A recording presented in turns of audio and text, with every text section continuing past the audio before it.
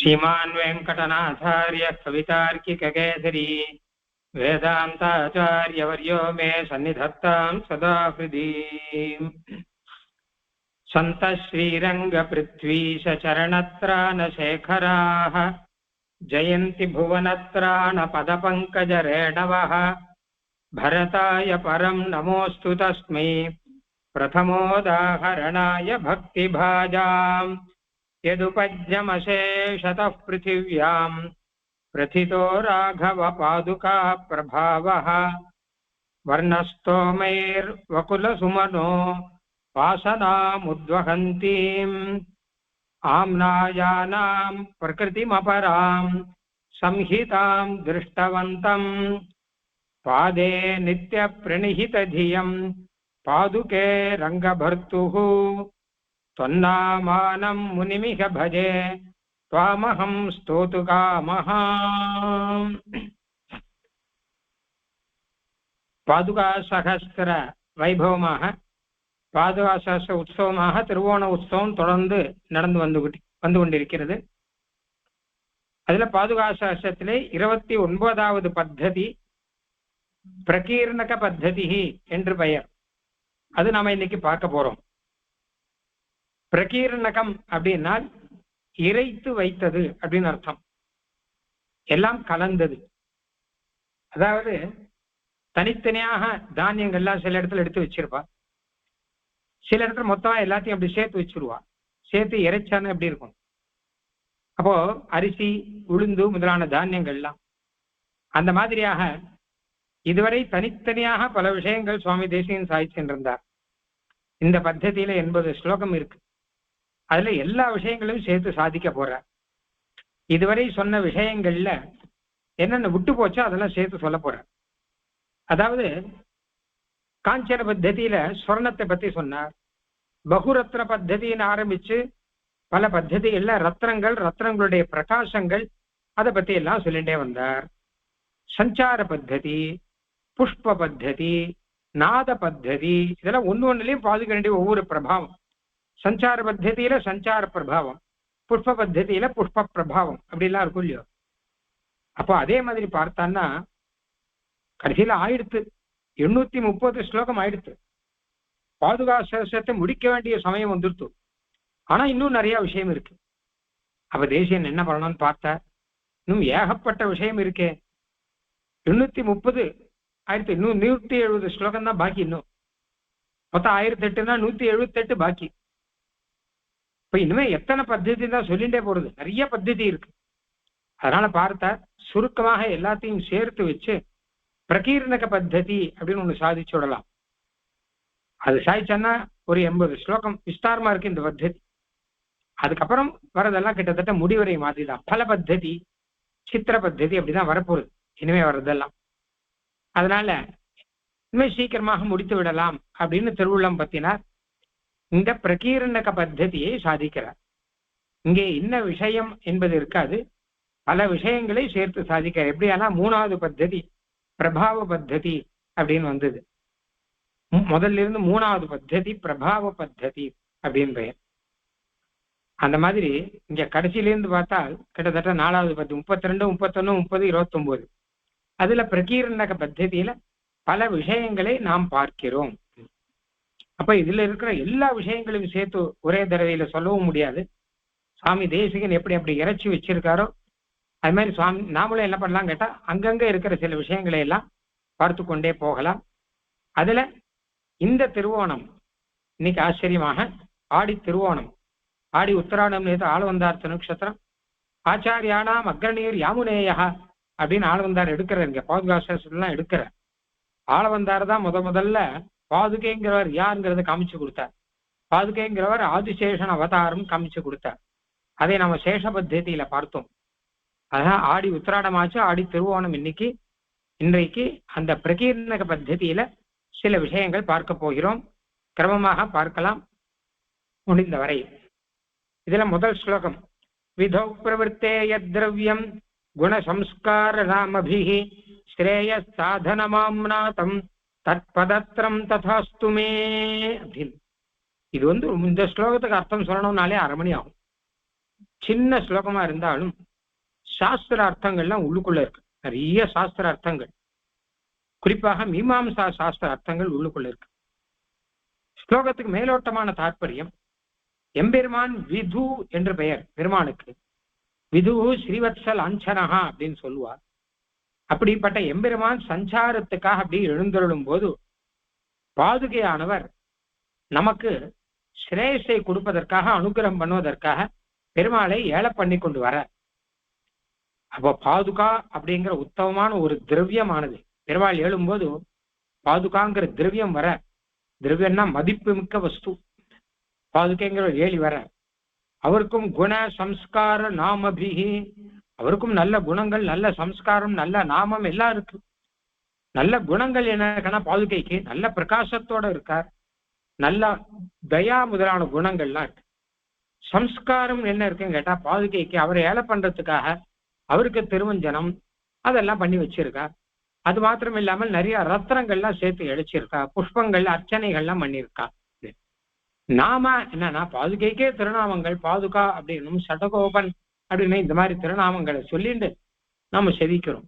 ஆக குணம் கொண்டும் சம்ஸ்காரம் கொண்டும் நாமம் கொண்டும் சிறப்பாக இருக்கக்கூடிய இந்த பாதுகை என்பவர் ஸ்ரேயஸ்தாதனம், நமக்கு நல்லது கொடுக்கறதுக்கே உபாயமா இருக்க, மோட்சத்துக்கு கொடுக்கிற உபாயமா இருக்க, இங்கேயும் கைங்கரியத்துக்கு உபாயமா இருக்க.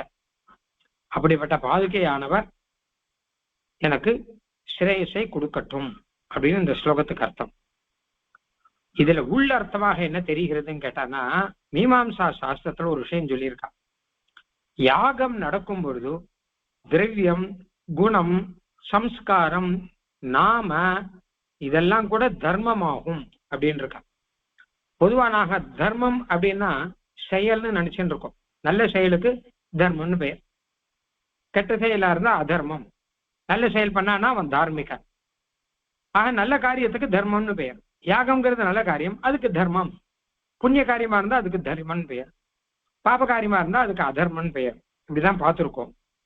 ஆனா மீமாம்சா சாஸ்திரத்துல என்ன சொல்றாங்க கேட்டா, ஒரு காரியம்னு மட்டுமல்ல, ஒரு கிரியா செயலா இருக்கணும்னு இல்ல, ஒரு திரவியம் கூட தர்மமாகும், ஒரு குணம் கூட தர்மமாகும் அப்படின்னா.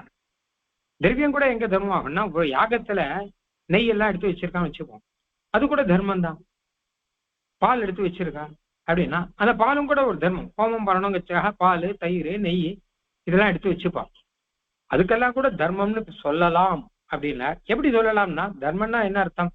ஸ்ரேயஸ்தாதனம் ஆம்நாதம் சொல்றாரு இல்லையா. தர்மம்னா என்ன அர்த்தம் கேட்டான்னா, புண்ணியம்னு வச்சுக்கோங்களேன். புண்ணியம்னா என்ன அர்த்தம் கேட்டான்னா, நமக்கு நல்லதை கொடுக்கும். மனுஷாளுக்கு எது நல்லதை செய்யுமோ அது தர்மம் அப்படின்னு வரணும். அப்படி பார்த்தா இந்த நெய்யெல்லாம் யாகத்துல உபயோகிச்சா நமக்கு நல்லது தானே. எத்தனைக்கு எத்தனை நல்ல வஸ்துக்களை உபயோகிக்கிறோமோ அத்தனைக்கு எத்தனை நல்லது. அப்ப ஸ்ரேயஸ் சாதனம் அப்படின்னு நமக்கு ஸ்ரேயஸை, நமக்கு சௌக்கியத்தை கொடுக்கக்கூடியது எதுவானாலும் அதுக்கு தர்மம் அப்படின்னு பெயர். அப்படி பார்த்தா நெய்ங்கிற திரவியம் இருக்கே அதுவும் தர்மம். இந்த மாதிரி யாகத்துல சில குணங்கள்லாம் சொல்றான். வெள்ளையா இருக்கணும், கருப்பா இருக்கணும்லாம் கணக்கு உண்டு, அதெல்லாமும் கூட தர்மம். இந்த மாதிரி சில சம்ஸ்காரங்கள்லாம் பண்றான். புரோக்ஷணம் பண்ணணும் அப்படின்னுவா. புரோக்ஷணம் பண்ணி எடுத்துக்கோங்கோ அப்படின்னுவா. புரோக்ஷணம் சம்ஸ்காரம் பெயர். அதுவும் ஒரு தர்மம். ஏன்னு கேட்டா புரோக்ஷணம் பண்ணினாதான் நமக்கு நல்லது நடக்கும் அப்படின்னு. அது மாதிரி நாமங்கள் சில பெயர்லாம் சொல்றா, அதுவும் தர்மம் தான். பெயர் மாற்றக்கூடாது நாம அப்படின்றது. ஆக இப்படி பார்த்தோம்னா தர்மம் அப்படின்னா செயல் மாத்திரம் இல்லை, திரவியமும் தர்மமாகலாம். இல்ல குண சம்ஸ்கார நாமங்கள் கொண்டு திரவியமும் தர்மமாகலாம். ஒரு திரவியம் எடுத்தோம் வச்சுக்கோங்களேன். உதாரணமாக நெய் அப்படிங்கிற தர்ம ஒரு திரவியத்தை எடுத்து வச்சுக்கோ. அதுக்கு குணம், அதுக்கு சம்ஸ்காரம், அதுக்கு நாம எல்லாம் உண்டு. நெய் எப்படி இருக்கணும் அப்படிங்கிறது குணம். சம்ஸ்காரம் தான் நெய்யில ஏதோ காய்ச்சி அதெல்லாம் பண்ணுவா, அக்னியில காய்ச்சறதெல்லாம், அதுக்கெல்லாம் சம்ஸ்காரம் அப்படின்னு பெயர். எல்லாம் சேர்த்து அந்த திரவியமும் தர்மம் ஆகும் அப்படின்னு தெரியாது. அந்த ரீதியில பார்த்தோம்னா மீமாம்சா சாஸ்திரத்துல திரவியம் கூட தர்மமாகும், கிரியை தான் தர்மம்னு சொல்ல முடியாது, திரவியம் கூட தர்மமாகும். உதாரணமாக நல்ல உதாரணம் என்ன கேட்டான்னா, எம்பெருமானே ஒரு தர்மம். கிருஷ்ணம் தர்மம் சனாதனம். பெருமானுக்கே தர்மன் பேர் உண்டு. ராமோ விக்கிரகவான் தர்ம தர்மோ விக்கிரகவான். ராமனை பத்தி சொல்லச்ச தசாவதார ஸ்தோத்திரத்துல சுவாமி தேசிகன் சொல்ற ராமனே தர்மங்கிற. தர்மம்னா நம்ம செய்யற காரியம் தானே தர்மம். நாமன் எப்படி தர்மம் ஆவார்னா அவன் செய்யற காரியத்தினாலே பிரீத்தி அடைந்து திருவுள்ள முகந்து நமக்கு பலன் கொடுக்கிறவர் அவர் தானே. அதனால அவன் தர்மம். யார் பலனை கொடுக்கிறாளோ அவ தர்மம். கிருஷ்ணன் தர்மம், ராமம் தர்மம், இவாளுக்கும் தர்மம் சொல்லலாம் அப்படின்னு. சஹஸ்ரநாமத்தில் தர்மஹா அப்படின்னு வருது. அதனால இவாளையும் தர்மம் சொல்லலாம். இவாளும் ஸ்ரேய சாதனம், நமக்கு சுகத்தை கொடுக்குறா இல்லையா. அந்த மாதிரி ரீதியில பாதுகையும் தர்மம். ஏன்னா பாதுகையும் நமக்கு ஸ்ரேயஸை கொடுக்குற, பாதுகையும் ஒரு திரவியமா இருக்கு, ஒரு வஸ்துன்னு அர்த்தம். அதுக்கு குணம், சம்ஸ்காரம், நாம எல்லாம் இருக்கு. அப்படி பார்த்தான்னா ஒரு யாகத்துல உபயோகப்படுற நெய் முதலானதெல்லாம் எப்படி தர்மமோ, அந்த யாகத்துல பிரீத்தி அடைகிற பகவான் எப்படி தர்மமோ, அந்த மாதிரி பாதுகையும் தர்மம். விதௌ பிரவருத்தேனா யாகம் நடக்கும் போதுன்னு அர்த்தம். இன்னொரு அர்த்தம் விதௌ பிரவருத்தே, விதுனா பகவான் அர்த்தம். பகவான் பிரவருத்தேனா சஞ்சரிக்கும் போதுன்னு அர்த்தம். பகவான் உற்சவ காலங்களில் சஞ்சரிக்கும் போது பாதுகையானவர் தர்மமாக இருந்து கொண்டு நமக்கு ஸ்ரேயஸை எல்லாம் கொடுக்கிறார் அப்படின்னு அர்த்தம். ஆக முதல் ஸ்லோகமே விஸ்தாரமா சொல்ல வேண்டியதாக இருக்கு. இதுக்கப்புறம் பல ஸ்லோகங்கள்லாம் இருக்கு. இந்த விட இன்னைக்கு அடியன் எடுத்த விஷயம் என்னன்னு கேட்டா, அவதாரங்கள்ல இந்த பிரகீர்ணக பத்ததியில அவதார விஷயங்கள்ல என்னென்ன சொல்ற, பெருமாளுடைய அவதாரங்கள்ல பாதுகா பிரபாவத்தை அங்கங்க சொல்லிருக்கார், எரிச்சு விட்டுருக்கார். அது என்னென்ன அப்படிங்கறத நம்ம வரிசையா பார்க்க போறோம். இப்போ இதற்கப்புறம் 19வது ஸ்லோகம். இதுல முதல்ல ராமாவதாரத்தில் ஆரம்பிக்கலாம். ஏன்னா பாதுகைனாலே ராமாவதாரம் தான் பிரதானம். ஆசாத்திய கேகயசுதா வரதான மூலம் காலம் பிரதோஷம் அரிணீக்ஷ நராசமாசகாயம் மஞ்சு பிரணாதரஹித மணிபாதரக்ஷே மௌனவிரதம் கிமபி நூனம் அவர்த்தயஸ்துவம். ராமாவதாரத்தில் நடந்த ஒரு சம்பவம். பாதுகையானவர் 14 வருஷ காலம் ராஜ்ய பரிபாலனம் பண்ணார். அதை பத்தி சொல்றார், இவர் மௌன விரதத்துல இருக்கார் அப்படின்னு. அதாவது பொதுவா பாதுகைக்கு மௌன விரதம் கிடையாது, சஞ்சாரம் பண்ணிட்டு இருப்பார். அப்ப ஜல் ஜல் ஜல்னு நாதம் வரும். அதை வச்சு நாத பத்ததி அப்படின்னு ஒரு பத்ததி இருக்கு. ஆனா இப்ப என்ன சொல்றார், அப்படி நடந்துட்டே போய் நாதத்தோட இருக்கக்கூடியவர் ஒரு 14 வருஷ காலம் எங்கேயும் நடந்து போகாமல் ஒரே இடத்துலயே உட்காந்துருக்காரு இல்லையா, மௌன விரதத்துல இருக்கார் போல இருக்கு. முன்னாடியே இதை பத்தி வந்தது, ஏகாசிகா விரதம் அபூர்வம் அவர் தயஸ்தம்னு வந்தது. ஏகாசிகா விரதம் இருந்தார், ஒரே இடத்துலயே இருக்கார். எப்பவுமே போயிட்டே இருக்கக்கூடிய ஒரு இடத்துல இருந்தான்னா அதுதான் விரதம். அப்படி அதுவே ஒரு விரதம் இல்லையா. அந்த மாதிரி ரீதியில் பார்த்தா இப்ப மௌன விரதத்துல இருக்க. மஞ்சு பிரணாதரஹிதா, நல்ல பிரணாதங்கள்லாம் இல்லாமல் ஒரே இடத்துல உட்காந்து மௌன விரதத்துல பாதுகையானவர் இருக்கார். எதனால மௌன விரதத்துல இருக்காருன்னா, பிரதோஷ காலத்துல மௌனம் இருக்கணும்னு சொல்லுவா. இப்ப பிரதோஷ காலம் போல இருக்கு. என்ன பிரதோஷ காலம் அப்படின்னா, கைகேயி வரம் கேட்டாள் இல்லையோ, அந்த வரம் நல்ல வரம் இல்லை, தோஷமான வரம். அவள் வரம் கேட்ட காலம்தான் பிரதோஷ காலம். எப்போ வரம் கேட்டு இந்த காரியத்தை சாதிச்சிருக்காரோ அப்ப அது தோஷம் இருக்கும் இல்லையோ, அதனால அதான் பிரதோஷ காலம். ஆசாத்திய கேகய சுதா வரதான மூலம் காலம் பிரதோஷம் அரிணீக்ஷ நரா ரமாஸ்தகாயம். பிரதோஷ காலத்துல பெருமாளை சேவிக்க கூடாதுன்னு இருக்கு, கோயிலுக்கு போகக்கூடாதுன்னு சில பேர். ரமாசகாயன் சேவிக்க கூடாது, கோயிலுக்கு போகக்கூடாது அப்படின்னா, அதான் பாதுகையானவர் ராமனை விட்டுட்டு வந்துட்டார்.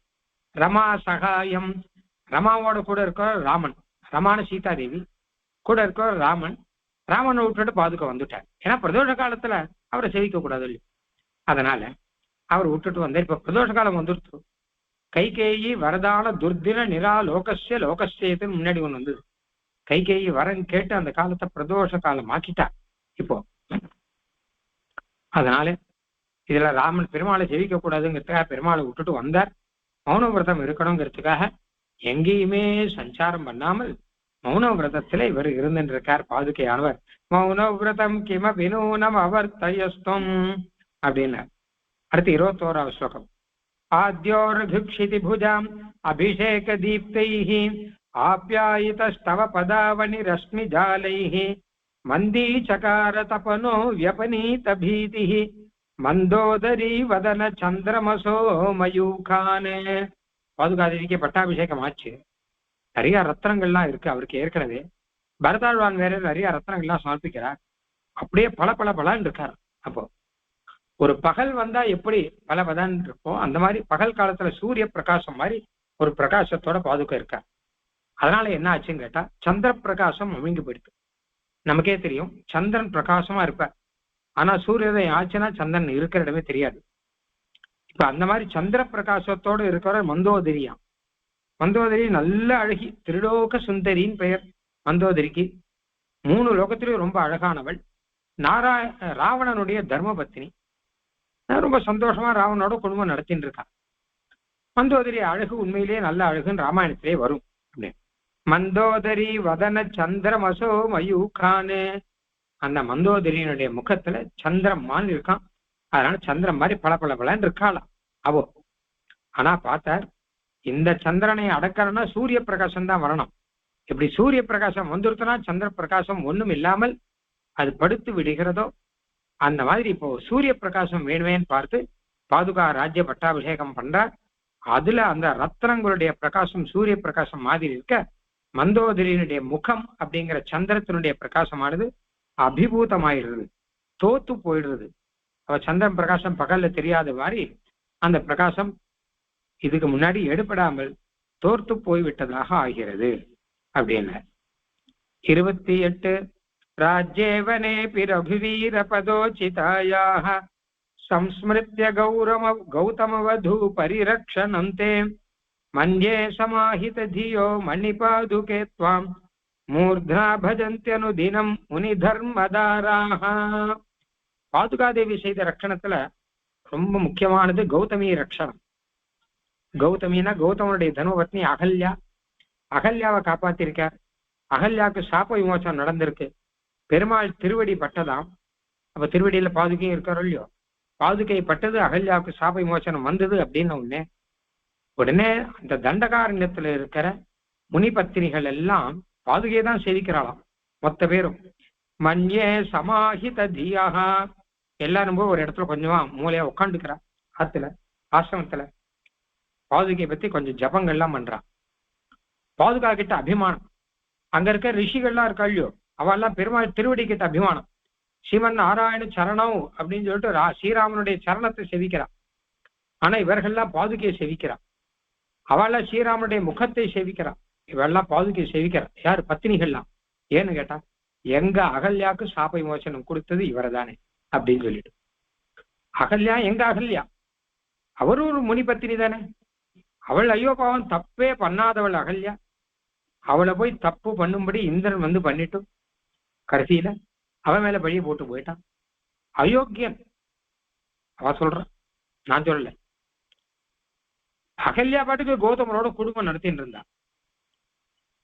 அவள் எந்த விதமான தோஷமும் இல்லாதவள், கலங்கம் இல்லாதவள். இந்திரனால ஒரு பழி ஒண்ணு வந்து விட்டது. அந்த பழியை போக்கினவர். அந்த பழி வந்தப்புறம் எல்லாரும் பழியை தானே சொல்லுவா. யார் பழியை போக்குவா? கௌதமர் வந்து சாபம் கொடுத்துட்டு போயிட்டார். இப்போ ரிஷிகள் எல்லாம் அகல்யா அவள் மேல இருக்க பழியை சொல்லிட்டு இருக்கான். ஆனா அகல்யா கிட்ட இருக்கிற பழியை போக்கி அவளுக்கு சாப விமோசனம் கொடுத்து அவளை கௌதமரோட சேர்த்து வச்சு அவள் பதிவிரதா ஸ்ரீல முதல் ஸ்திரீ அப்படின்னு அபாம் சுலானாம் துரி கீர்த்தனியா அப்படின்னு ஆக்கி சீதா தாரா அகல்யாடு சீதாவுக்கு சமமாக அகல்யாவை ஆக்கிறவர் பெருமாள் தானே. அந்த அளவு ரட்சணம் பண்ணிருக்காருன்னா எங்களுக்கு இனிமேல் எங்கள் பெண் குலத்துக்கு இந்த பாதுகை தான் அப்படின்னு சொல்லிட்டு அவர்கள்லாம் பாதுகா தேவியை தான் எப்பவுமே ஸ்தோத்திரம் பண்றார்கள், தியானம் பண்றார்களாம். அப்படி ராஜ்யேவனேபி, பாதுகாதேவி இங்க இல்லையே ராஜ்யத்திலான்னு இருக்காருன்னா எங்க இருந்தாலும் அவர் தான் பாவம். ரகுவீர பதோச்சிதாயாக 2 அர்த்தத்துல இருக்கு. ராஜ்யத்துல இருந்தா பெருமாளுடைய பதத்துல ஸ்தானத்துல இருக்க. பதம்னா ஸ்தானம் அர்த்தம். மனத்துல இருந்தா பெருமாளுடைய பதத்துல திருவடியில இருக்கார். எந்த விதத்துல பெருமாளுடைய பதத்தோடு கூடியிருக்கார். அந்த பதத்தோடு கூடியிருந்தா சாப விமோசனம் பண்ணார் அப்படின்னு. அதனால் இவர்கள்லாம் அதையே நினைத்து கொண்டிருக்கிறார்கள், அதையே ஸ்தோத்திரம் செய்து கொண்டிருக்கிறார்கள் அப்படின்னு. 37 பிராப்தாபிஷேக மணிபாதுகே துவம் பிரதீப ரத்னா ரகுராஜதான்யாக பிரதட்சிண பிரக்ரமணாதகார்ஷீஹி பிராகாரமாக்னேயமிவ பிரபாபிஹி. மறுபடியும் பிரதீப, அது மறுபடியும் இந்த ரத்னங்களுடைய பிரகாசம். ரத்னங்களுடைய பிரகாசம் பத்தி நிறைய சாதிச்சிருக்க. பிரகீர்ண பத்தியத்திலேயே நிறைய இருக்கு. 12வது ஸ்லோகம், 13வது ஸ்லோகம், 14வது ஸ்லோகம் எல்லாமே அதுதான். அப்படியே நிறைய எடுக்கல. ஏதோ எனக்கு புரிஞ்ச வரைக்கும் எடுத்துட்டு இருக்கேன். ஆனா ரத்னங்களுடைய வெளிச்சம் அதனுடைய பிரபாவம் முன்னாடியே நிறைய சொல்லிட்டேன், இன்னும் நிறைய சொல்லிட்டேன். இப்ப பாருங்க, பாதுகையினுடைய ரத்தத்தினுடைய பிரகாசம் அப்படியே அந்த அயோத்தி முழுக்க சுத்தி நிக்கிறதாம். அதனால அயோத்திக்கு ஒரு வளையம் கட்டின மாதிரி, அதாவது கோட்டையில அரண் அமைப்பார்கள் இல்லையா, அந்த மாதிரி ஆக்னேய அரண் அமைச்ச மாதிரி இருக்கான். அக்னியினாலேயே அரண் அமைப்பார்கள். அக்னியினால, ஜலத்தினால, கல்லுனாலே அமைப்பார். கல்லுனால அமைச்சா அது கோட்டைன்னு பெயர், கல் கோட்டை. ஜலத்தினால அமைச்சா அதுக்கு அகழின்னு பெயர். அந்த அகழியை தாண்டி சத்துருக்கள் யாரும் வர முடியாது. அந்த அகழி பெருசா நிறைய ஜலம் இருக்கும், பெரிய ஆழமா இருக்கும், முதலைகள்லாம் இருக்கும். அப்புறம் அக்னியினாலே அரண் அமைச்சாங்க. சில பேர்லாம் அக்னியினால அரண் அமைச்சிருக்காங்க. சில பேர் சுத்தி லைட் போட்டுருவா இல்லையா, அந்த மாதிரி அக்னியினால அரண் அமைச்சிருக்கார் பாதுகை. அப்படி போல இருக்கான். ஏன்னா கேட்டா சுத்தி அந்த பிரகாசம் வந்திருக்கு. ரத்னாசனே ராகவ அப்படின்னா என்ன அர்த்தம் கேட்டா, ரொம்ப ஆச்சரியமாக ரட்சணம் பண்ணிட்டு இருக்காருன்னு அர்த்தம். அரண் அமைச்சானா எதிரிகள் வராம ரட்சணம் பண்ணிட்டு இருக்கார். ரத்னாசனே ராகவ பாதரக்ஷே பிரதீப்யமானா ஸ்தவ பத்மராகாஹ பிராயோ நரேந்திரான் பரதஸ்ய ஜேதுஹ பிரதாபவன்னே ரபவன் பிரபோகாஹ. பத்மராக கல் எல்லாம் சொல்லி பாதுகையில், அதிலிருந்து பத்மநாக கல்லிலிருந்து மாதிரி தீபத்திலிருந்து வெளிச்சம் வர மாதிரி வெளிச்சங்கள்லாம் வருதான். அதிலிருந்து நிறைய வெளிச்சங்கள்லாம் வருது. இப்ப அதெல்லாம் பார்த்தான்னா பரதனுடைய பிரதாப வன்னிக்கு அதெல்லாம் மூலமா இருக்கு. பரதன் போய் வெளி சத்ருக்கள்லாம் யாராவது படையெடுத்து வந்தா வச்சுக்கோ, அவள ஜெயிச்சிருவார். பாதுகா தான் இங்க ராஜ்யம் பரிபாலனம் பண்றது, மனுஷா இல்லையே அப்படின்னு சண்டை போட வருவா சில பேர். ஆனா பரதாழ்வா எல்லாரையும் ஜெயிக்கார். பாதுகா ராஜ்யத்துல நான் தான் சேனாதிபதினு சொல்லி அவளை ஜெயிப்பார். அப்ப பரதனுடைய பிரதாபம்ங்கிற ஒரு வன்னி நெருப்பு, அந்த நெருப்புக்கு மேல மேல பிரரோகாக, அந்த நெருப்புல மேல மேல ஒரு பிரகாசம் வந்து இருக்கும். அந்த மாதிரியாக, அதாவது நெருப்புன்னு ஒண்ணு இருந்து வச்சுக்கோங்களேன், அதுக்கு சுடர் விட்டா அதுக்கு மேல ஜுவாலைக்கு மேல அதோட தீப்புரிகள்லாம் பறந்து வரும். எல்லா இடத்துலயும் பளபளன்னு இருக்கும். அந்த மாதிரி பரதனுடைய பிரதாப வன்னிக்கு ஒரு புரிகள் மாதிரி பாதுகையினுடைய அந்த ரத்னங்களுடைய பிரகாசம் அப்படிங்கிறது இருக்கிறது. அதாவது பரதன் அத்தனை பிரதாபத்தோடு கூட எதிரிகளை அண்ட விட்டாம பண்ணினார் அப்படின்னு அர்த்தம். ஆக்ராந்தவே பவதி ததானீம் அதரிஷி முக்தான்வித சோணரத்னா கரகிரகார்த்தம் பரதேன பூமியா லாஜோத்கரைர் வன்னி சிகே வகீர்ணா. கல்யாணத்துல பார்த்தோம்னா கல்யாண பையன் இருக்கிற மாப்பிள்ளை, அவர் பெண்ணினுடைய கையை பிடிச்சுண்டு லாஜஹோமம் பண்ணணும். 2 பேர் கையை பிடிச்சுக்கணும், 2 பேருமா சேர்ந்து பொறியிடுதல்னு பெயர். அப்போ அவன் கை மேல என் கைக்கு வைத்து பொறிமுகன் தட்ட அறிமுகன் அச்சுதன் கைமேல் என் கை வைத்து பொறிமுகன் தட்ட கனா கண்டேன் தோழினான். நாச்சியார் பாசுரத்தில் அழகா வரும். எம்பெருமான் கண்ணன் அவனுடைய கை மேல என் கை வைத்துங்கிறார் நாச்சியார். அதாவது மாப்பிள்ளையோட கை கீழே இருக்கும், அதுக்கு மேல பெண்ணோட கை இருக்கும், அதுல பொறி வச்சு அதை அப்படியே ஹோமம் பண்ணணும். அதுக்கு மந்திரங்கள்லாம் உண்டு. லாஜ ஹோமம் அப்படின்னு பெயர். பொறியிடுதல் அப்படின்னு சொல்லுவா. இது கல்யாணத்துல முக்கியமான ஒரு பாகம், இந்த பொறியிடுதல் அப்படிங்கிறது. 2 பேரும் தீர்காயுஷா இருக்கணும்னு வரும் அதுல மந்திரத்துங்கள்ல. அந்த மாதிரி இப்ப என்ன ஆச்சுன்னா, கரகிரகார்த்தம் பரதேன பூமியா, பரதனுடைய கையை பிடிச்சுக்கணும் பூமாதேவி. ஏன்னா ராஜாக்கள்லாம் க்ஷிதிபதியின் பெயர், பூமிபதியின் பெயர். பூமாதேவி பத்னி, பரதன் பதி. பரதன் இப்ப ராஜாவா போறாரு இல்லையோ, அதனால பூமாதேவியும் பரதனும் சேர்ந்து லாஜோட்கரைஹி லாஜஹோமம் பண்ணணும். ஆனா நெருப்பு வேணுமே அப்படின்னா அதான் பாதுகையினுடைய பிரகாசங்கள்ல நெருப்பு. பாதுகையினுடைய பிரகாசமே தீ மாதிரி இருக்க, நல்ல பளபளன்னு இருக்கும் இல்லையோ. அதனால அப்ப பரதனும் பூமாதேவியுடைய கையை பிடிச்சுக்கிற. அதான் கரகிரகார்த்தம் அப்படி சொல்லல, அந்த பாதுகையினுடைய பிரகாசம் தான் கை மாதிரி இருக்கான். பாதுகையால பண்ணிட்டாரோ இல்லையோ, அந்த கையால பரதன் பிடிச்சு லாஜஹோமம் பண்ற மாதிரியாக இருக்கிறது அப்படின்னு சாதிக்கிறார். 53 ரகுபதி பத சங்காத் ராஜ்யகேதம் தியஜந்தி புனரபி பவதீன் ஸ்வாம் தர்சயந்தி விகாரான் அபிசமதித விருத்திம் ஹர்ஷகோலாஹலானாம் ஜனபத ஜனிதானாம் ஜாயசா சிஞ்சிதேன. ரகுபதி பத கடைசியில என்னாச்சுன்னு கேட்டானா, பெருமாள் ராமன் வந்த உடனே இந்த ராஜ்ய பாரத்தை எல்லாம் விட்டுட்டு ராமனோட சேர்ந்துட்டார் பாதுகை. ராஜ்யகேதம் தியஜந்தி, ராஜ்ய பாரத்தை விட்டுட்டு ரகுபதி பத சங்காது பெருமாளுடைய திருவடியோட சேர போறார். அப்போ இத்தனை நாள் ஒரே இடத்துல இருந்தது போரும், இனிமே பெருமாள் திருவடியில சேர்ந்துட்டான்னா அவர் எங்கெங்க சஞ்சாரம் பண்றாரோ அங்கெல்லாம் பெருமாள் சாத்திட்டு போவார் இல்லையா, நாமளும் சஞ்சாரம் பண்ணலாம் அப்படின்னு. புனரப்பி பவதீன் ஸ்வாங் தரிசயந்தி விகாரான் அபிசமதித விருத்திம் ஹர்ஷகோலாகலானாம். அப்படியே சஞ்சாரம் பண்ணி போகணும். அப்ப அயோத்தியால யார் யார் ஜனங்கள் இருக்காளோ எல்லாரும் அதை கேட்டு சந்தோஷப்படணும், அதை பார்த்து சந்தோஷப்படணும், பாதுக்க வேண்டிய சப்தத்தை கேட்டு சந்தோஷப்படணும். பழைய காலம் திருப்பி வரணும். 14 வருஷ காலமா இல்லாம இருந்தது. எல்லாரும் ஆத்துக்குள்ள முடங்கி இருக்கா, யாரும் ஒரு சஞ்சாரமும் இல்லை. கோயில்ல பாலாலயம் பண்ணியாச்சுன்னா உற்சவமே இருக்காது. அதுக்கப்புறம் என்னவோ மாதிரி இருக்கும், எப்படாப்பா பெருமாள் இலை போற உற்சவம் கண்டருள போறார் அப்படின்னு தோணும். உற்சவம் கண்டர்லன்னா அப்பான்னு இனிமேல் நம்மாத்துக்கெல்லாம் பெருமாள் 7 வரல வாசல்ல அப்படின்னு தோணும். அந்த மாதிரி 14 வருஷ காலம் பெருமாளும் வரல, பாதுகையும் வரல. அப்ப எல்லாருக்கும் உற்சவமே எதுவுமே இல்லாமல் கஷ்டமா இருந்தது. இப்ப பெருமாள் வந்துட்டார், பாதுகையான புறப்பாட்டுக்கு தயாராயிட்டார். அந்த இடத்துல ராஜ்யாசனத்தை விட்டுட்டு பெருமாள் திருவடியோட சேர்ந்துட்டார். இனிமே அபிசமதித விருத்தியம் ஹர்ஷ கோலாகலானாம், ஜனங்களுக்கெல்லாம் ஹர்ஷ கோலாகலம் தான் இனிமே ஆனந்த பிரவாகம் எல்லாருக்கும். ஜனபத ஜனிதானாம், பாதுகையினுடைய நாதம் கேட்க போறது, பெருமாள் வரப்போறார் அப்படின்னு ஆனந்தமா இருக்கா எல்லாரும். 58 பரிணத குணஜால பங்கிபிர் மௌக்திகானாம் பகுவித மணிரஸ்மி கிரந்தி பந்தாபிராமா ரகுபதி பதரக்ஷே ராஜவாஹ்யஸ்ய கும்பே கலித ருச்சிர பூஸ்வம் காபி நக்ஷத்ரமாலா.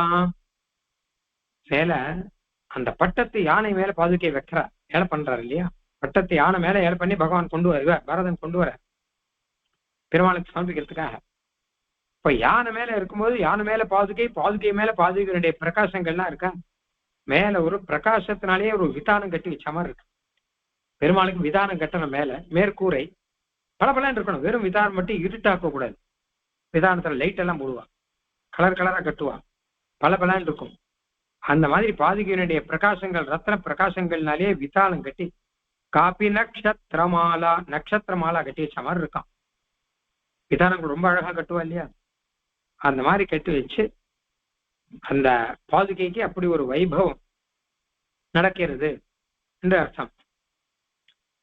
அனுபதி பரிரக்ஷன் ஏகபுத்திராபிமானாத் புவனமிதமசேஷம் பாதுகே ரங்கநாத நிஜபத நிஹிதார்த்தாம் தேவி திஷ்டன் விரஜம் வா त्वयि निहित भरो भूत किम पुनः स्वापमृच्छन्ने.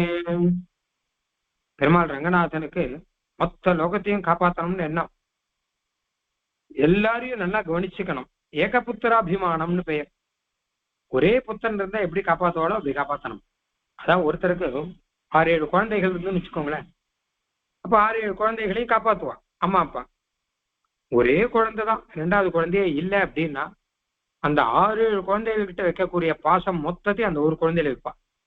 நம்மளே பார்த்தா தெரியும், ஏக புத்திரர்களா யார் இருக்காளோ அவகிட்ட அம்மா அப்பாவுக்கும் ரொம்ப பாசம் இருக்கும். ஏகப்பட்ட புத்திரர்கள் இருந்தான்னு வச்சுக்கோங்க, அவன் சரிநாள நீ பார்த்துக்கூடா அப்படின்ட்டு போயிடுவான். என்னதான் பண்ணுவா அம்மா அப்பால, ஓரளவு தானே பண்ண முடியும். பாசங்கிறது அங்கே பகிர்ந்தளிக்கப்படும். இந்த இடத்துல அப்படி இல்லை, மொத்த பாசம் ஏக புத்திர அபிமானம் ஒரே புத்தன்ட்டு வந்துடும். அவளுக்கு எந்த குறையும் வரக்கூடாது அப்படின்வா. ஏகபுத்தன் இருக்கிற அம்மா அப்பாலாம் பையனுக்கு ஒரு குறையும் இருக்கக்கூடாது அப்படின்னு பார்த்துக்கணும். அந்த மாதிரியாக பெருமாள் லோகத்தை ரட்சிக்கும் போது ஏகபுத்திர அபிமானத்துல ரட்சிக்கிறாராம் அப்படின்னு சாஸ்திரத்தில் சொல்றா.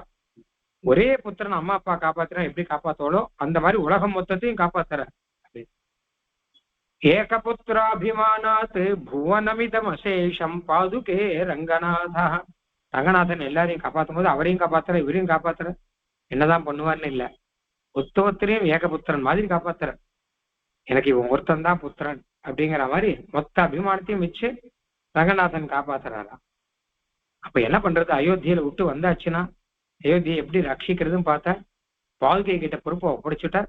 பாதுகையானவர் அதே மாதிரி காப்பாத்துறாங்கிறது தெரிஞ்சுட்டு ரங்கநாதன் சந்தோஷமாக நிம்மதியாக இருக்கார். தொயி நிஹித பரோ பூத் கிம் புன சுவாப மிருச்சன்னு. ராமன் என்ன பண்ணாருன்னு கேட்டான்னா, காட்டுக்கு போயிருக்கும் போது பாதுகை கிட்ட பொறுக்க ஒப்படைச்சிட்டு அவர் காப்பாத்துவார், அதனால ஏகபுத்திர அபிமானத்தை காப்பாத்துவார்னு விட்டுட்டார். ரங்கநாதன் என்ன பண்ணான்னா, ஆதிசேஷன் சயனிச்சுன்னு இருக்கும்போது கொஞ்சம் கண்ணை சுந்துட்டானா யார் காப்பாத்துவார்னா பாதுகை தான் இருக்காரு காப்பாத்துவார் அப்படின்னு சொல்லிட்டு இவரும் நித்ரா அவசரத்துல கார்த்திகை இப்ப நித்திரையில போயிட்டார் பெருமாள். ஆடி மாசத்துல நித்திரையில போய் கார்த்திகையில எழுந்துக்கிறாருன்னு சொல்லுவான். அவனே புரட்டாசி இப்பசி கார்த்திகை 4 மாச காலம் பெருமாளுடைய சயன காலம். இந்த ஆஷாட ஏகாதசியில சயனத்துக்கு போற பெருமாள், கார்த்திகை ஏகாதசியில பெருமாள் உத்தார ஏகாதசி எழுந்துக்கிறார் அப்படின்னு வரும். இது சயன ஏகாதசி. அவ ரங்கநாதன் சயனத்துல இருக்கும்போது யார் பார்த்துப்பான்னா பாதுகை பார்த்துக்கிறார், ஏகபுத்திர அபிமானத்தினால பார்த்துக்கிறார் அப்படின்னு பெருமாள் இருக்காராம்.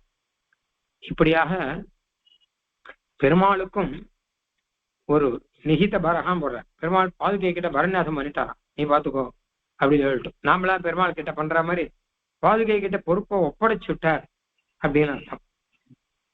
இந்த மாதிரி ஸ்ரீ ராமாவதார காலத்திலையும் எத்தனையோ வைபவங்கள், அது தவிர இன்னும் பல வைபவங்கள் நிறைய இருக்கு. அப்படியே சுருக்கிக்கிறேன்.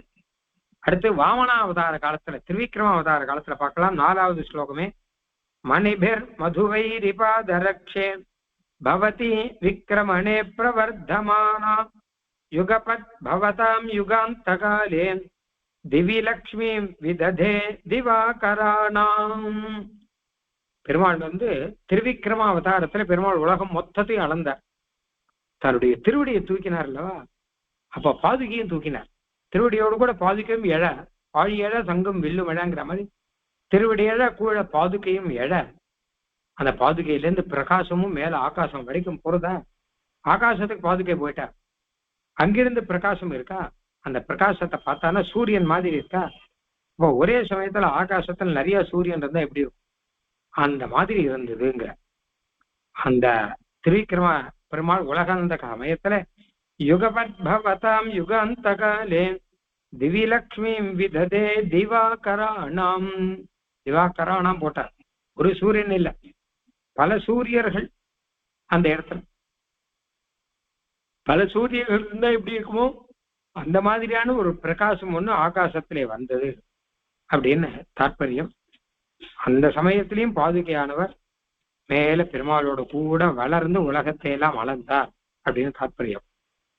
46வது ஸ்லோகத்துல உன்னதம் பலி விரோதினஸ்ததா பாதுகே பத சரோஜமாஸ்ரிதா மௌக்திகஸ்தப கமப்ய மத்திய சம்மிதம் வ்யோமஷத்பத துலாமலம்பயம். மேல பெருமாள் திருவிக்ரமாவதாரத்துல உலகத்தை எல்லாம் அளந்துக்கும் போது பெருமாளுடைய திருவடியில புஷ்பங்கள்லாம் சமர்ப்பிக்கணும் பார்க்கலாம். பெருமாளுடைய திருவடியே தாமரை பூ மாதிரி இருக்கு. இப்ப என்ன புஷ்பம் சமர்ப்பிக்கலாம் அப்படின்னா நல்ல துளசி சமர்ப்பிக்கலாம், அதுதான் பெருமாளுக்கு ஏற்றதா இருக்கும். மௌக்திகஸ்தப கமத்திய சம்மிதம் வியோம. அப்ப என்ன பண்ணா கேட்டா துளசிக்கு என்ன பண்றதுன்னு பார்த்தா அங்க ஏற்கனவே துளசி சமர்ப்பிச்சிருக்க மாதிரி இருக்கு. பாதுகையினுடைய ரத்னங்களுடைய பிரகாசங்கள்லாம் வருது. அந்த பிரகாசத்துக்கு நடுவில் கொஞ்சம் இருட்டா இருக்கு. அந்த இருட்டு ஆகாசத்துக்கு இருட்டு, ஆகாசம் இருட்டா இருக்கும் இல்லையோ, அதனால அப்ப அதெல்லாம் பார்த்தா துளசி சமர்ப்பிச்சாம இருக்கு. நம்மளே புஷ்பங்களோட சேர்த்து சமர்ப்பிச்சோம் வச்சுக்கோங்க, புஷ்பங்கள்லாம் வெள்ளையா இருக்கும், நடுவில் துளசி கருப்பா இருக்கும், கிருஷ்ண துளசி. அந்த மாதிரி பாதுகையினுடைய பிரகாசங்கள்லாம் புஷ்பமா இருக்கு. பிரகாசம் இல்லாத நடுவில் கொஞ்சம் இருட்டா இருக்கும் இல்லையோ, கேப் எல்லாம் இருக்கும் இல்லையோ, அதெல்லாம் பார்த்தா துளசி மாதிரி இருக்கு. அப்ப எல்லாம் சேர்த்து சமர்ப்பிச்ச மாதிரி இருக்கான் அப்படின்னு. அந்த சமயத்துல பாதுகையுடைய பிரகாசங்களே புஷ்பமாக இதுவே துளசியாக ஆயிற்று என்பதாக தாற்பயம். இப்போ ஹரிச்சரணம் உபக்னம் பாதுகே சம்சிதாயாம் அதிகத பகுசாகம் வைபவம் தரிசயந்தியாம் அபஜத விதிகஸ்தன்யஸ்த தர்ம திரவாயாம் தொய் முகுல சமிருத்திம் மௌக்திக ஸ்ரீஸ்ததானியும். அப்ப பிரம்மாவானவர் ஜலம் சேர்த்தார். அந்த ஜலத்திலிருந்து கங்கா நதி ஆனது வந்தது அப்படின்னு. அப்ப கங்கா நதியில முத்துக்கள்லாம் கலந்துருக்கு. அந்த முத்துக்கள்லாம் எங்க இருந்து வந்ததுன்னா பாதுகையில இருந்து வந்தது. பாதுகையில முத்துக்கள்லாம் இருக்கா. அப்போ பிரம்மா ஜலம் சேர்க்கச்ச அந்த ஜலத்துல பாதுகையை முறுக்க முத்துக்கள்லாம் அடிச்சுன்னு வரா போல இருக்கு. அடிச்சவன் வச்ச கங்கா நதியில நிறைய முத்துக்கள்லாம் சேர்ந்து போச்சு. அதான் இன்னைக்கும் கங்கா நதியில முத்துக்கள் நிறைய இருக்கேன்னு கேட்டானா அது தர்ம தீர்த்தம் பேரு. அதுக்கு தர்மத்தை சேர்த்து வரைச்ச இதையும் சேர்த்து அடிச்சுன்னு வந்தா மாதிரி இருக்கு அப்படின்னு இதெல்லாம் அழகா சொல்றாரு. இப்படியாக திருவிக்கிரம அவதாரத்துல பெருமாள் உலகளந்த போதும் பாதுகையினுடைய வைபவங்கள்லாம் விசேஷமாக இருக்கு அப்படின்னு பார்க்கணும். அடுத்து நரசிம்ம அவதாரம். முக்தாம் சுகேசரவதி ஸ்திரவஜ்ர தம்ஷ்ட்ரா பிரஹ்லாத சம்பத அனுரூப ஹிரண்ய பேதா மூர்த்தி ஸ்ரீயோ பவசி மாதவ பாதரக்ஷே நாதஸ்ய நூனமுச்சிதா நரசிம்ம மூர்த்தே. நிசிம்ம அவதாரம் அவருக்கு ஏத்த மாதிரி பாதுகை இருக்கணும் பாக்குறார். நிசிம்ம அவதாரத்துக்கு ஏத்த மாதிரி பாதுகை இருக்கணும் என்ன பண்றதுன்னா முக்தாம் சுகேசரவதி முத்து மாலை பிரகாசம் இருக்கும் இல்லையோ அது நிசிம்மனுடைய வெள்ளை தாடி மாதிரி இருக்கு. அதாவது சிம்மத்துக்கு தாடின்னு இல்ல, முகத்தை சுத்தியே வெள்ளையா இருக்கும், வெள்ளையாக முடியும், பிடரி அப்படின்னு பெயர். அந்த மாதிரி பாதுகையை சுத்தி வெள்ளையாக பிரகாசம் இருக்கு, முத்து பிரகாசங்கள்லாம் இருக்கு. ஸ்திரவஜ்ர தம்ஷ்ட்ரா அப்படின்னு. அடுத்து சிங்கத்துக்கு என்னென்ன பார்க்கலாம். நிசிம்ம அவதாரத்துல நிசிம்மத்துக்கு எப்படி இருந்தான்னு கேட்டோம்னா அப்போ நல்ல ஜட்டாமுடியோட இருக்கார் நிசிம்மன். அப்போ பாதுகையினுடைய வெள்ளை பிரகாசமே ஜட்டாமொழி ஆயிடுச்சு. ரெண்டாவது ஹாஹான்னு சிரிக்கிறாரா, ஸ்திர வஜ்ர தம்ஷ்ட்ரா, வஜ்ரம் போல பல்லெல்லாம் அப்படியே பல பிரகாசிக்கிறது. அப்படி பார்த்தா பாதுகைக்கு அந்த வஜ்ரங்களுடைய பிரகாசமே பல்லு மாதிரி இருக்கான். பிரஹ்லாத சம்பத அனுரூப ஹிரண்ய பேதா. நிச்சயமா ஹிரண்யனை கூட்டு மதியில வச்சு விளக்குற ஹிரண்ய பேதம் பண்ற. பாதுகையில பார்த்தா ஹிரண்ய பேதம், ஹிரண்யன்னா தங்கம்னு அர்த்தம், தங்க பேதம்னா விசேஷம் அர்த்தம். விசேஷமான தங்கத்தோட கூட இருக்கார். அவரும் ஹிரண்யத்தோட இருக்கார் நிசிம்மனும், இவரும் ஹிரண்யத்தோட இருக்கார் அப்படின்னு அர்த்தம். பிரஹ்லாத சம்பத். நிசிம்ம அவதாரத்தை பிரஹ்லாதனுக்கு சந்தோஷமா இருந்தது, பெருமாள் அவதாரம் பண்ணிட்டாரு அப்படின்னு சொல்லிட்டு பிரஹ்லாதனுடைய சம்பத்தா இருக்கார். நமக்கு எப்படி கேட்டால பாதுகையானவர் பிரஹ்லாத சம்பத் அனுரூப, நமக்கும் பிரஹ்லாத சம்பத்தை கொடுக்கிறார். சந்தோஷம்னு அர்த்தம். பிரஹ்லாத சம்பத்தான சந்தோஷ சம்பத்தை நமக்கு கொடுக்கிறவரா இருக்கார். இப்படி பார்த்தானா நிசிம்ம மூர்த்திக்கு சமமாக பாதுகா மூர்த்தி, அவரும் வெண் பிடரியோட கூட இருக்கார், அவரும் ஹிரண்யத்தோட கூட இருக்கார், அவரும் வஜ்ர பல்லோட கூட இருக்கார் அப்படின்னு எல்லாமே தெரிகிறது. அப்படி இப்படி சகல அவதாரங்களையும் சொல்லலாம். எல்லா இடத்திலுமே பாதுகையினுடைய பிரபாவம் விசேஷமா இருக்கு. குறிப்பாக ஸ்ரீ ரங்கநாத அவதாரம், பெருமாள் ரங்கநாதனும் ஒரு அவதாரம் பண்ணியிருக்காரு இல்லையோ, அங்கேயும் பாதுகையினுடைய வைபவம்னு நிறைய சொல்லிருக்காரு. இங்கேயே அதுல ஒரு 2-3 பார்த்தோம்னா 45வது ஸ்லோகத்துல பத்திரலா மணி கணயிர் ஹிரண்மயி பாஷிரங்கபதி ரத்ர பாதுகே கேலி மண்டப கதாகதோசிதா பூமிகே வகருடேன கல்பிதா. ரங்கநாதன் கேலி மண்டபத்துக்கு வந்தான்னு வச்சுக்கோங்க. அதாவது ஆச்சரியமாக பெருமாள் மண்டபப்படிக்காக சில மண்டபங்களுக்கு வருவார், கொஞ்சம் விகாரத்துக்காக, கொஞ்ச நேரம் அங்க இருக்கணுங்கிறதுக்காக, குழுகுலுன்னு இருக்கணுங்கிறதுக்காக சில மண்டபங்கள்லாம் இருக்கு. பெருமாளுக்கு ரங்கநாதனுக்கு எப்படின்னு கேட்டான்னா எல்லா உற்சவத்துக்கும் ஒண்ணுத்துக்கும் ஒரு மண்டபம் உண்டு. அப்படின்னா கணு உற்சவம்னா அதுக்கு கணு மண்டபம்னு ஒரு மண்டபம், சங்கராந்தி உற்சவம்னா சங்கராந்தி மண்டபம், பகல் 10க்கு அர்ஜுன மண்டபம் கிளி மண்டபம், ரா 10 அப்படின்னு கேட்டான்னா அதுக்கு திருமாமணி மண்டபம், பவித்ரோத்சவம் நடக்க போகுது இப்போ அப்படின்னா அதுக்கு பவித்ரோத்சவ மண்டபம், டோலோத்சவங்கிறதுக்கு டோலோத்சவ மண்டபம். ஒரு மண்டபத்தை உற்சவம் இன்னும் மண்டபத்தில் நடக்காது. அப்படிப்பட்ட வைபவம் பல மண்டபத்துல எழுதிருக்காரு. அப்போ பெருமாள் எழுதிருக்கச்சா அந்தந்த மண்டபத்துக்கு முன்னாடி சில சமயம் கதா கதோ சிதா வையாளி எல்லாம் நடக்கும். பெருமாளுடைய ரங்கநாதனுடைய நடையழகு நடக்கும். அப்ப அதுக்கு ஏத்த மாதிரி பெருமாள் சேவை சாதிக்கணுமே. பெருமாள் நடந்து போனார்னா அதுக்கு ஏத்த மாதிரி பெருமாள் சேவை சாதிக்கணும் இல்லையா? அப்ப அதுக்காக பாதுகையினுடைய ரத்தனங்களை எல்லாம் பாதுகையை சாத்தின்னு தானே பெருமாள் இப்படி கதாகதம் பண்ற, போக்குவரத்துன்னு அர்த்தம். நீ அங்கேயுமா போற. பத்ரலா மணிகணேர் ஹிரண்மயி பாஷிரங்கபதி ரத்ன பாதுகே. அந்த சமயத்துல பெருமாள் எழுந்தருளும் போது அதுக்குன்னு ஒரு தனி வாத்தியம் இருக்கும், அதுக்குன்னு ஒரு தனி பிரகாசம் இருக்கணும், அப்பதான் எழுந்தருளுவார். அப்ப அந்த பிரகாசத்தை எல்லாம் பாதுகையை கொடுக்கிறாராம். அவர் எழுந்தருளும் போது அதுக்குன்னு ஒரு கொடை இல்ல, அதுக்கேற்ற மாதிரி கொடை இருக்கும், அதுக்கேற்ற மாதிரி நடை இருக்கும், எல்லாமே அதுக்கேற்ற மாதிரி இருக்கும், எல்லாமே மாறிடும் அந்த சமயத்தை. அப்ப பிரகாசமும் மாறணும் அப்படிங்கிறதுக்காக பாதுகையானவர் அதுக்கேற்ற பிரகாசத்தை இந்த பக்கத்துக்கு இந்த பிரகாசம், அந்த பக்கத்துக்கு அந்த பிரகாசம் அப்படின்னு டிராமா எல்லாம் எப்படி கொடுக்குறானோ அந்த மாதிரியாக கேளிமண்டபகதா கதோச்சிதா பூமிகேவ கருடே ந கல்பிதாம். கருத்மானவர் அப்படி ஒரு வேஷம் போட்டுன்னு வந்திருக்காரு போல இருக்கு, கதாகதத்துக்கு ஏத்த மாதிரி அப்படிங்கிற மாதிரி பாதுகை தோன்ற. ஓ, கருத்மான் இப்படி ஏழை பண்ற போல இருக்கு, கருத்மான் ஏழை பண்ண எப்படி இருக்கும் அப்படிதான் பெருமாள் ஏழ்ற, அப்ப இந்த மாதிரி இருக்கும் போல இருக்கு அப்படின்னு சொல்றான் எல்லாரும். இந்த வைபவத்தை பார்த்தால் கருட கதியில பெருமாள் ஏழ்ற மாதிரி இருக்கான். 61வது ஸ்லோகம். त्वरितमुपगतानां श्रीमतो रङ्गभर्तुः त्वदुपहितजनस्य स्वैरयात्रोत्सवेषु त्वदुपहितपदस्य स्वैरयात्रोत्सवेषु मुखरयति दिगन्तान् मुह्यतां त्वत्प्रशस्तौ विहितकुसुमवृष्टिः व्यावघोषी सुराणाम्. ரங்கநாதனுடைய நடையழகு சேவிக்கணுங்கிறதாக வேகமா ஓடி வரா. இவர் நடையழகுக்குள்ள சேவிக்க அருவாரு கொள்ளியோ அவ நடையழக பார்க்கணும், அது ஓடு அழகு. எல்லாம் சீக்கிரம் விட்டுடுத்துனா கஷ்டம், அப்புறம் சேவிக்க முடியாது. இனிமே அடுத்த வருஷம் தான். இந்த வருஷம் மணல் வெளியில பூச்சாத்து உற்சவத்துல மணல் வெளியில பெருமாளுடைய நடையழகு இருக்குன்னா அது சேவிச்சா உண்டு, அதை விட்டாச்சுமே அடுத்த வருஷம் தான் நடக்கும்.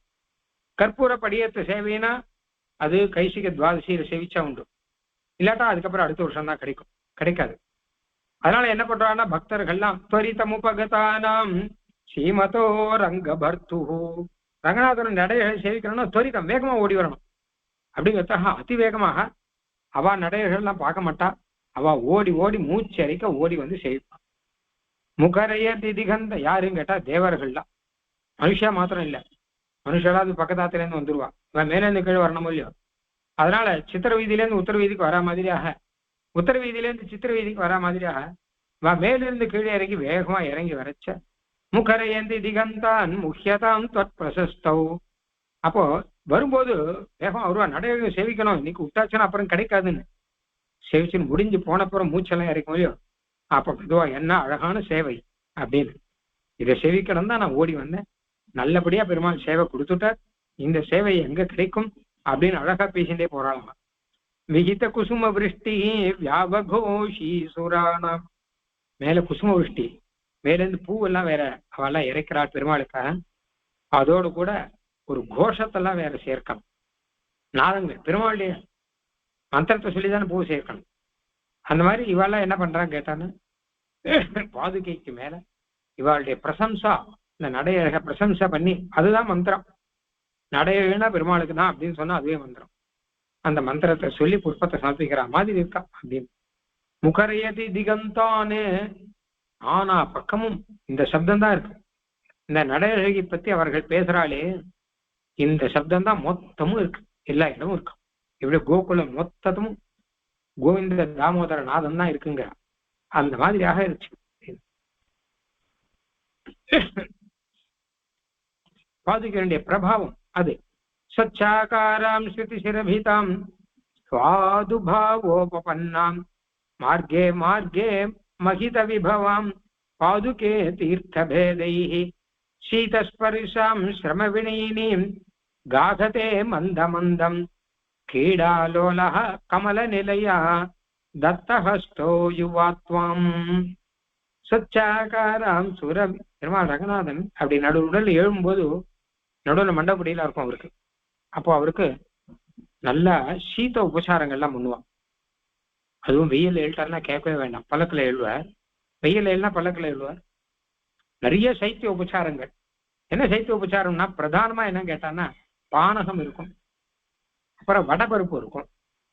வடபருப்பு சில்லுன்னு ஒரு மண் பானையில தான் சமர்ப்பிக்கலாம், வேற இதெல்லாம் கொண்டு வரக்கூடாது. சுட சுடலாம் பாத்திரம் சுட்டு போச்சு வெயில் ஆச்சுன்னா சொல்லக்கூடாது. மண் பானையில புது மண் பானை, புது மண் கலசம் இருக்கும். அந்த கலசத்தில் புதுசாக அந்த வடபருப்பு சேர்த்து ஜில்லுன்னு சமர்ப்பிப்பா. அதுல உப்பு இருக்காது, ஏன்னா என்ன வெயிலுக்கு தாகத்துக்காக சாப்பிட்றா, இதுல போய் உப்பு போட்டா சாப்பிடுவா. அது குளிர்ச்சி, அது பயத்தம்பருப்பு இல்லையோ, அதனால குளிர்ச்சி. அப்புறம் பானகம், நல்ல வாசனா திரவியங்கள் இதெல்லாம் சேர்த்திருப்பா பானைகள். சச்சாகாராம் ஸ்ருதி சுரபீதாம் சுவாதுபாவோபபன்னா. நல்ல மதுரமா இருக்கணும், நல்ல ஜில்லுன்னு இருக்கணும், அதான் குளிர்ச்சியா இருக்கணும், நல்ல வாசனையா இருக்கணும். இதெல்லாம் சேர்த்துதான் உபசாரங்கள்லாம் நடக்கும். மார்க்கே மார்க்கே மகித விபவாம் பாதுகே தீர்த்த பேதைஹி. மார்க்கத்துல நடுவில் தீர்த்தம் வேற. பெருமாளுக்கு அங்கங்க அத்தியம் பாத்தியம் இதெல்லாம் சமர்ப்பிச்சாருன்னா அதுக்கு நடுவில் ஜில்லுன்னு தீர்த்தங்கள்லாம் கொண்டு வந்து தீர்த்தங்கள்லாம் சமர்ப்பிப்பா, பானகங்கள்லாம் சமர்ப்பிப்பா. சீதஸ்பரிசாம் சிரம வினயினியும், சிரமத்தை போக்கடிக்கணும், குளிர்ச்சியா இருக்கணும் பெருமாளுக்கு. அதுக்கேற்ற மாதிரி தான் மாலை எல்லாம் கூட திஷ்டமா சாத்தியம் தான் எழுவார். ஜெலி ஜெலி ஜெலி மாலையோட தான் எழுவார். அப்பவே மாலை மாலையை சாத்திண்டு பெருமாள் அப்படியே வாடி போயிட்டார் அப்படிலாம் இருக்காது. மாலை சாத்தினாலே ஜிலு ஜிலுன்னு இருக்கும், அப்படியே எழுவார். காகதே மந்த மந்தம் கிரீடாலோலஹா. ரங்கநாதன் கிரீடாலோலனா. இந்த மாதிரி உபசாரங்கள்லாம் பண்ணான்னா பக்தர்கள் எல்லாம் பண்ணா அப்படியே நடந்து போறதுதான் ரொம்ப பிடிக்கும். பெருமை ஒரு இடத்துல உட்காந்து இருக்கிறது எதுக்காக? இந்த மாதிரி இவர்கள்லாம் உபசாரம் பண்ணிட்டே இருக்கணும், நான் போய் எல்லாருக்கும் அனுகிரகம் பண்ணிட்டே இருக்கணும் அப்படின்னு உற்சவம் கிளம்பிட்டே இருக்க. கிரீடாலோலஹா கமல நிலையா தத்தஹஸ்து யுவாத்வாம். பாதுகை சாத்திக்கிறார். இந்த மாதிரி சைத்திய உபசாரங்கள்லாம் கண்டருளுகிறார். அப்படியே போய் எல்லாருக்கும் நாம எவ்வளவு சைத்திய உபசாரம் பண்ணமோ அந்த அளவு சைத்திய திருஷ்டி நம்ம கிட்ட வரும். பெருமாளுடைய கட்டாட்சம் அப்படிங்கிறது அதுக்கு ஏத்த மாதிரி வரும். ரங்கநாதன் அதுக்காக தான் கிரீடாலோலனாக இருக்கார். நிசிம்மன் மாலோலன் பேரொழியம், அந்த மாதிரி லட்சுமி நிசிம்மன். அதனால இங்கேயும் கமல நிலையா தத்தஹஸ்தஹன்னு சாதிக்கிறார். லட்சுமி பிராட்டியோட எழுறாராம். கிரீடாலோலஹா கமல நிலையா தத்தஹஸ்தோ யுவாத்வம். இப்படியாக ஸ்ரீரங்கேந்தோ சரண கமலம் தாதிருஷம் தாரயந்தி காலே காலே சக கமலயா கிருத்தயாத்ரோஸ்ரவஸ்ரீ கத்வா கத்வா ஸ்வயமனுகிருஹத்வாரமுன்னித்ரணாதா பௌராநித்யம் கிமபி குசலம் பாதுகே பிருச்சசீவ. நிறைய ஸ்லோகம் இருக்கு ரங்கநாதனுக்கு. ரங்கநாதன் அப்படியே போய் உத்தர வீதியில சித்திர வீதியில ஏழ்றாராம். எதுக்காக ஏழ்றாரு அப்படின்னு கேட்டா எல்லாரையும் குசல பிரச்சனை பண்ணணுங்கிறதுக்காக. எல்லாரும் கோயிலுக்கு வந்து சேவிச்சுட்டு இருக்கா மற்ற மாசங்கள்லாம். ஆனா பிரம்மோத்சவம் நடக்கிற 4 மாசம் பிரம்மோத்சவம், 2 மாசம் உத்தர வீதியில, 2 மாசம் சித்திர வீதியில போய் குசல பிரச்சனம் பண்ணணும். பௌராநித்யம் கிமபி குசலம்.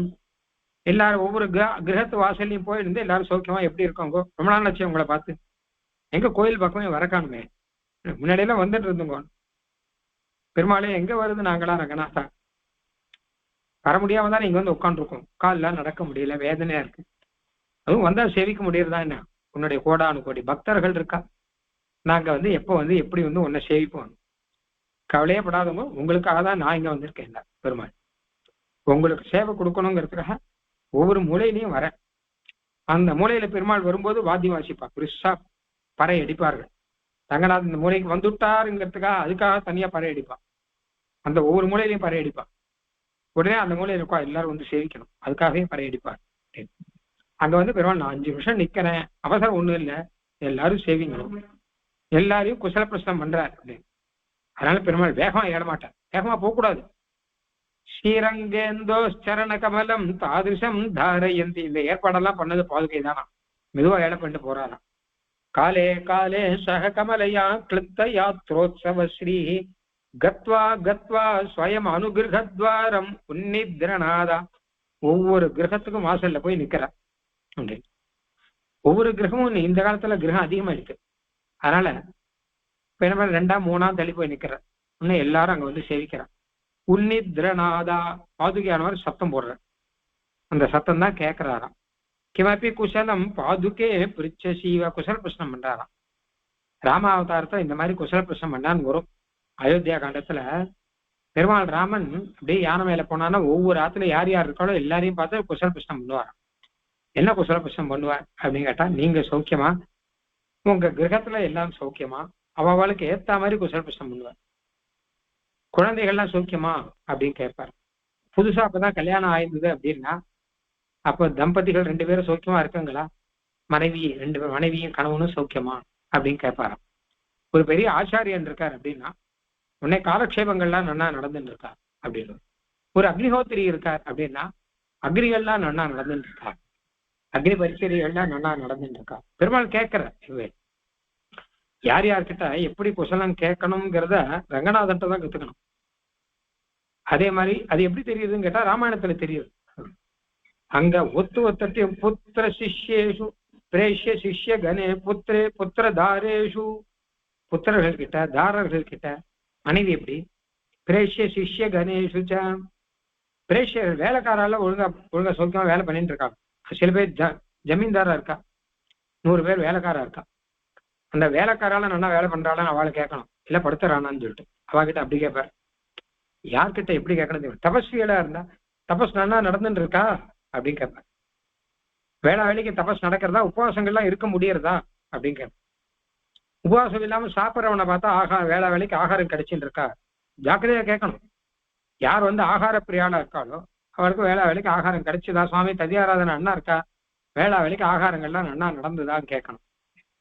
இல்ல ஏகாதசி உபவாசம் இருக்கவங்க அங்க வந்துட்டு அமைச்சுக்கோங்க, சுவாமி இன்னைக்கு ஏகாதசி ஆச்சே, நாங்க என்ன பண்ணலாம் அப்படின்னு அவள்கிட்ட கேட்கணும். அப்படின்னு ஒண்ணும் பண்ண வேண்டாம், ஏதாவது பணம் வேணுமான்னு, இல்ல அதெல்லாம் ஒண்ணும் வேண்டாம், அடியன் சுவாமி நாளைக்கு துவாதசிக்கு எல்லாத்தையும் கொடுத்துரு.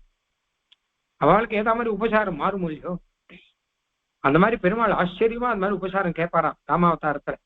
ரங்கநாதன் தானே அவர், ரங்கநாதன் ராமனும் ஒண்ணுதானே. அதனால அதே வழக்கம் விடாமல் இன்னைக்கும் யார் யார்கிட்ட எப்படி எல்லாம் உபசாரம் கேட்கணுமோ, அதாவது குசல பிரச்சனம் பண்ணணுமோ அப்படிலாம் குசல பிரச்சனம் பண்ணி ரங்கநாதன் அவருடைய சௌக்கியத்தை நடத்தி கொண்டிருக்கிறான் அப்படின்னு அர்த்தம். இதே மாதிரி இன்னும் கூட ரங்கநாதனுடைய யாத்திரை பத்தியே கூட நிறைய ஸ்லோகங்கள்லாம் இருக்கு, இந்த பத்தியிலே இருக்கு, நம்ம மெதுவாக பார்க்கலாம். பிரகீர்ணக பத்தி ஆனபடினால பல விஷயங்கள் சொல்ல கிடைக்கிறது. அப்படியே முடிஞ்ச வரைக்கும் ஓரளவு இப்படி கொஞ்சம் கொஞ்சமா சேர்த்து சொல்றேன். இன்னைக்கு அவதார வைபவங்கள் பார்த்தோம். கூடவே இந்த அவதாரங்களுக்கெல்லாம் மூலம் ரங்கநாதன், இல்ல ரங்கநாதன் அர்ச்சாவதாரம், அவர்கள்லாம் விபவ அவதாரம். அதனால இவரும் அவதாரம் தானே. தசாவதார ஸ்தோத்திரம் பாடும்போது ஸ்ரீரங்கேனார் சுவாமி தேசிக, ரங்கே தாமணி லப்த நிர்பர ரசைஹி அத்தியக்ஷிதோ பாவுகைஹி. தசாவதாரம் ஸ்ரீரங்கத்தில் நடக்கிறது. அதுக்கு ஏற்ற மாதிரிதான் ஸ்ரீரங்கத்தில் தசாவதார சந்நிதி பிராச்சீனமான சந்நிதி, தசாவதார சந்நிதிங்கிறது. ஆகையினால அந்த ரீதியில நம்ம அனுபவித்தோம். தொடர்ந்து அடுத்த திருவோணமும் பிரகீர்ண பத்தியில இன்னும் எத்தனையோ வேதாந்த அர்த்தங்கள்லாம் இருக்கு, அதெல்லாம் அவங்க பார்க்கலாம். கவிதார்க்கிக சிம்ஹாய ஜெயதி யதிராஜ சூக்திர் ஜெயதி முகுந்தஸ்ய பாதுகா யுகலி ததுபயதனாஸ்திரிவேதீம் அவந்தியந்தோ ஜெயந்தி புவி சந்தः சந்தः ஸ்ரீரங்க பிருத்வீஷ சரணத்ராணசேகர ஜெயந்தி புவனத்ராண பத பங்கஜரேணவः. கவிதார்க்கிக சிம்ஹாய கல்யாண குணசாலினே ஸ்ரீமதே வெங்கடேசாய வேதாந்த குரவே நமः.